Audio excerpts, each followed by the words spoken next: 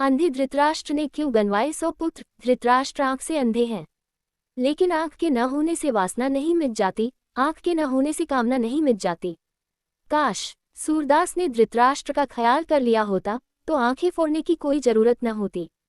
सूरदास ने आंखें फोड़ ली थी इसलिए कि न रहेंगी आंखें, न मन में उठेगी कामना, न उठेगी वासना। पर आंखों से कामना नहीं उठती, कामना उठती है मन से।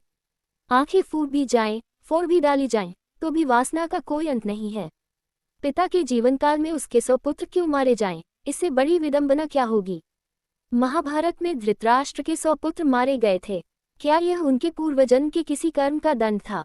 धृतराष्ट्र अंधे थे, लेकिन जब उन्हें ये पता चला कि गांधारी को 100 संतानों को जन्म देने का आशीष है तो अंधेपन का दुख मिट गया था।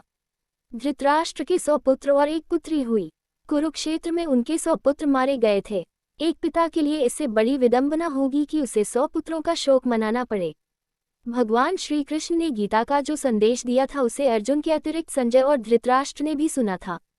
उसमें भगवान ने कहा था कि सब कुछ पूर्व निर्धारित है, सबको उनके पूर्व के कर्मों का दंड भोगना होगा।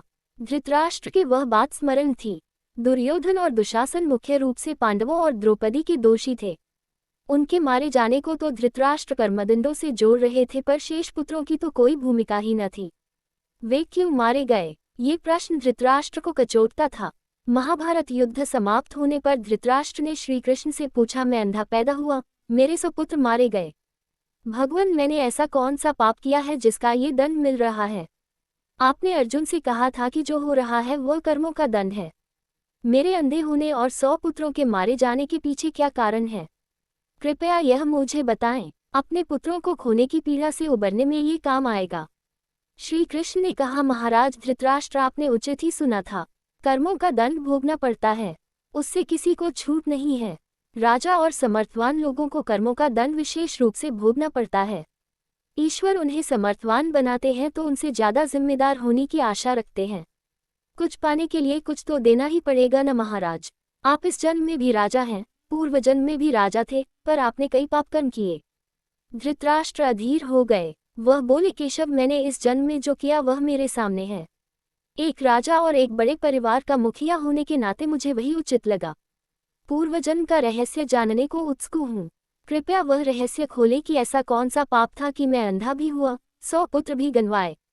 भगवान श्री कृष्ण ने धृतराष्ट्र को पूर्वजन्म की याद दिलानी शुरू की। उन्हें पूर्वजन्म में लेकर गए।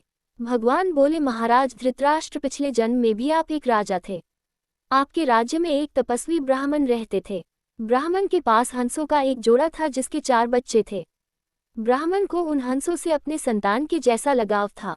ब्राह्मण को तीर्थयात्रा पर जाना था, लेकिन हंसों की चिंता में वह जा नहीं पा रहे थे। उसने अपनी चिंता एक साधु को बताई। साधु ने कहा, तीर्थ में हंसों को बाधक बताकर हंसों का अगला जन्म खराब क्यों करते हो? राजा प्रजापालक होता है, तुम और तुम्हारे हंस दोनों उसकी प्रजा हो। हंसों को राजा के संरक्षण में रखकर तीर्थ को जाओ।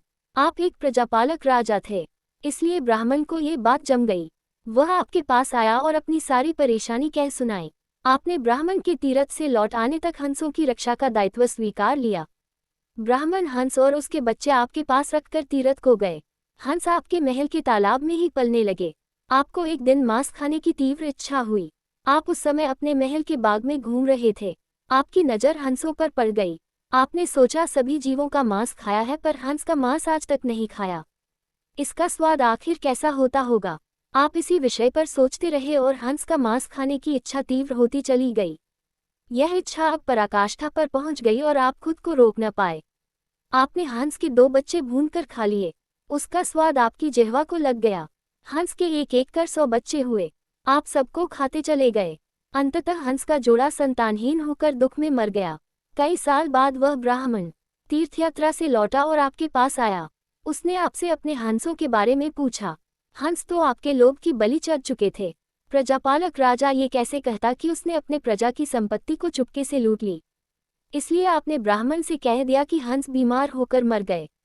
ब्राह्मण दंपति आप पर पूरा भरोसा करता था।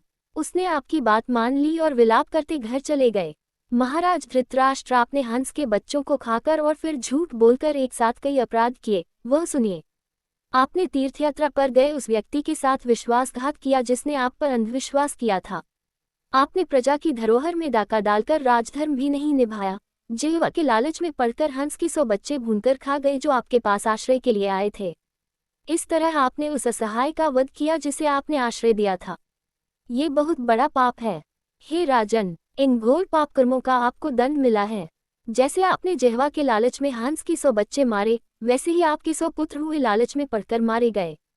उन सब की जिह्वा भी आवश्यकता से अधिक उदंड थी। जिसने आप पर आंख मूंद कर भरोसा किया उस तीर्थयात्री से आपने झूठ बोला और राजधर्म का पालन नहीं किया। कोई आंख मूंद कर विश्वास करे तो उसका विश्वास कभी नहीं तोड़ना चाहिए। इसी विश्वासघात के कारण आप अंधे और राजकाज में विफल व्यक्ति हो गए। श्री कृष्ण ने कहा, सबसे बड़ा छल होता है विश्वासघात। आप उसी पाप का फल भोग रहे हैं।